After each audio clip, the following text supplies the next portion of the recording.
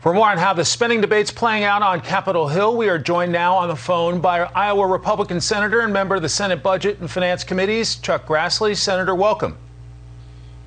I'm really glad to be with you, Mike. Thank you for the opportunity. Great to have you. Vermont Senator Bernie Sanders says today progressives are going to win this spending battle.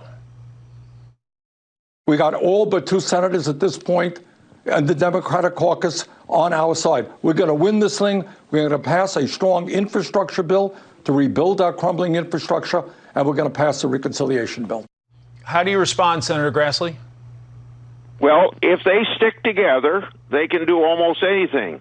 But we've got some wise Democrats that are raising the question about spending $6 trillion on top of what was spent last year to get the economy back up and running.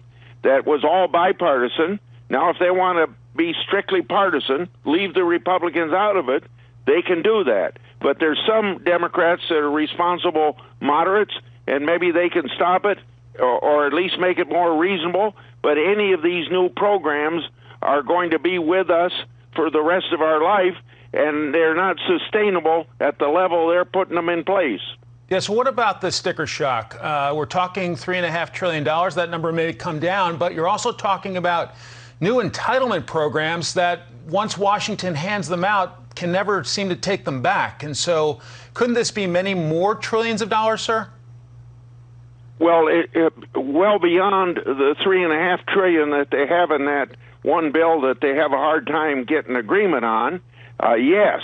But way beyond that, those programs will be costing trillions every 10 years for the next 50 years or maybe 100 years. Because once you get a program started, even if it's started on a temporary basis, there's very few programs that are temporary in government. There are already inflation concerns when folks go to the grocery store, they go to the gas station and elsewhere. How is that impacting your constituents back home in Iowa?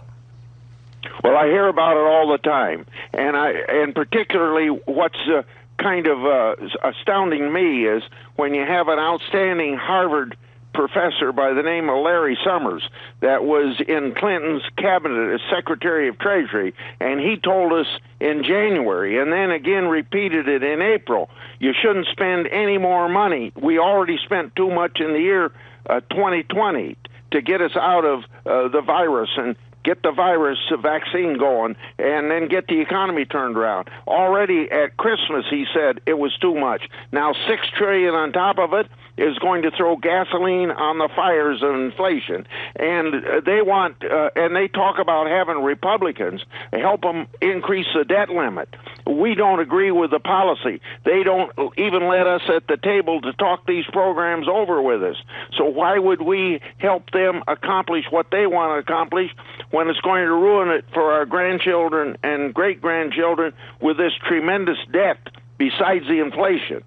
You made reference to the debt ceiling that's expected to come due around the 18th or 19th of this month. How does that play out, sir? Well, I think I just said so. It's going to play out that if the Democrats need to increase the debt limit in order to finance what adds up to $6 trillion of this year's spending, in addition to everything else we'd spend anyway, then they're going to have to increase it.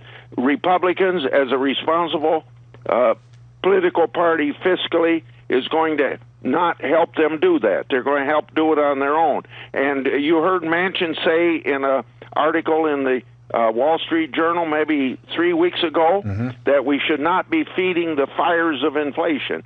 When I came to Congress, there was 17% interest, 14% inflation in the 70s and early 80s. I know what it's like. It should not be repeated. And who does it rob? This inflation robs the poor people and the middle class. The senior senator of the great state of Iowa. We miss seeing your smiling face this time, Senator. But Senator Chuck Grassley, it's great to have you on this Sunday. Safe travel, sir. Thank you very much. Goodbye.